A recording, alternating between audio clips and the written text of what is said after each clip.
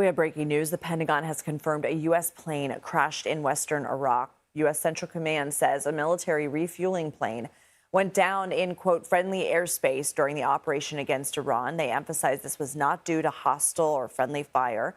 Rescue efforts are underway. CBS News senior national security correspondent Charlie D'Agata joins us. Charlie, what do we know?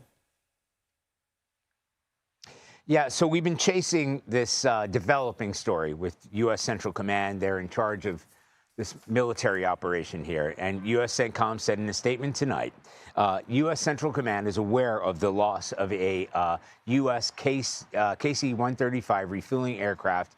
The incident occurred in friendly airspace during Operation Epic Fury. Rescue efforts are ongoing. 2 aircraft were involved in the incident. One of the aircraft went down in western Iraq. We believe that to be the Al Anbar province. Second landed safely. The statement says this is not due to hostile fire or friendly fire. More information will be made available as the situation develops. We ask for continued patience to gather additional details and provide clarity for the families of the service members, according to the statement. Now, we understand the 2 aircraft that were involved were both refuelers, those KC-135 aircraft. That's what we know right now, and we're trying to chase down as much information as we can about exactly what happened. One source, Iraqi intelligence, confirmed that one of the planes went down toward that Iraq-Jordanian border, and the pilot survived. That's all we know now. We understand that the other aircraft has landed safely here in Israel. Okay, Charlie D'Agata, thank you for joining us on that breaking news.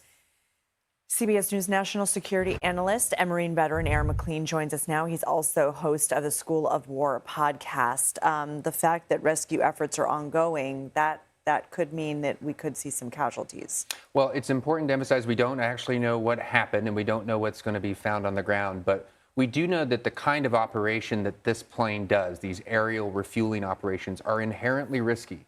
The whole point of the job is to bring one plane in close proximity with another and physically touch that trailing boom to the other plane to transfer fuel.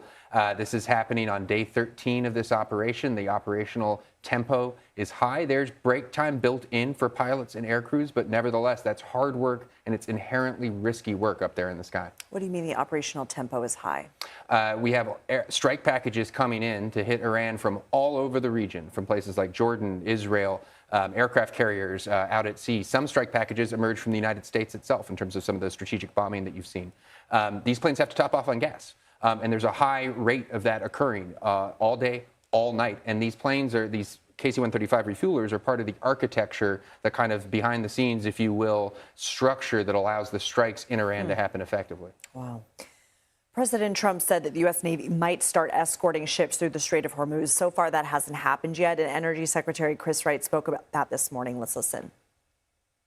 It'll happen relatively soon, but it can't happen now. We're simply not ready. All of our military assets right now are focused on destroying Iran's offensive capabilities. How long can they afford to wait?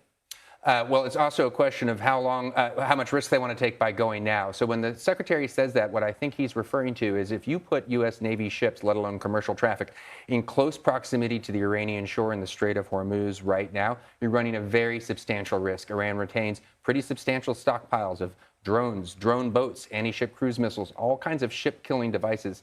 And if the administration is going to make a decision to force the Strait of Hormuz and keep it open to commercial traffic, which it sounds possible, like they will, you got to attrit those stockpiles. You got to reduce the number of the ship killers that Iran has before you can start the follow-on escort operation.